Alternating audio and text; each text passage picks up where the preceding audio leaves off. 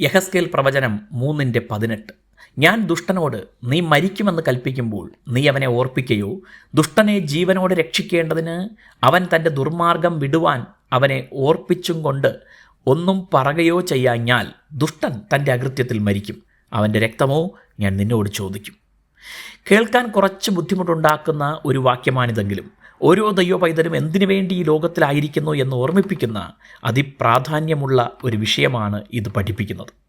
ചില യാഥാർത്ഥ്യങ്ങൾ ഈ വാക്യത്തിൽ കാണാം.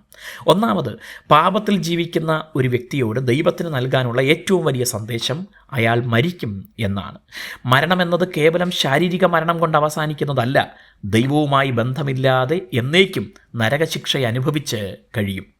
എന്നാൽ ഈ സന്ദേശം അവൻ ശരിയായി കേട്ടാൽ രക്ഷ പ്രാപിക്കാനുള്ള ഒരു വലിയ വഴിയും തുറന്നിട്ടിട്ടുണ്ട്.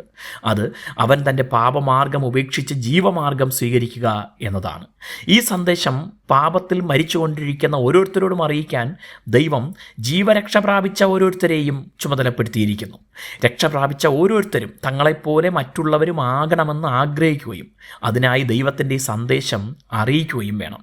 ആത്മാർത്ഥമായി ഈ സന്ദേശം കൈമാറിയിട്ടും ഏതെങ്കിലും കാരണങ്ങൾ പറഞ്ഞതിനെ അവഗണിക്കുകയോ തള്ളിക്കളയുകയോ ഒഴികഴിവുകൾ പറയുകയോ ചെയ്താൽ അത് അയാളുടെ മാത്രം ഉത്തരവാദിത്തമാണ്.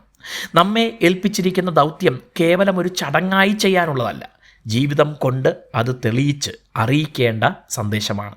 ഈ സന്ദേശം അറിയിക്കാതിരുന്നാൽ അറിയാത്തത് നിമിത്തം പാപത്തിൽ മരിക്കുന്ന ഓരോ വ്യക്തിയുടെയും പ്രാണന് നാം കണക്ക് കൊടുക്കണം. ലോകത്തുള്ള എല്ലാവരോടും സംസാരിക്കാൻ നമുക്ക് കഴിയുകയില്ല. എന്നാൽ നമ്മോട് ഇടപഴകുന്നവർ, നമുക്ക് ഈ സന്ദേശം കൈമാറാൻ തക്ക സാഹചര്യത്തിലുള്ളവർ തുടങ്ങിയവരോട് പറയാതിരുന്നാൽ അത് ഗുരുതരമായ തെറ്റാണ്. ആത്മഭാരത്തോടെ ഈ സന്ദേശം അറിയിക്കാൻ എപ്പോഴും ഒരുങ്ങിയിരിക്കാം. ദൈവം നമ്മെ അനുഗ്രഹിക്കട്ടെ.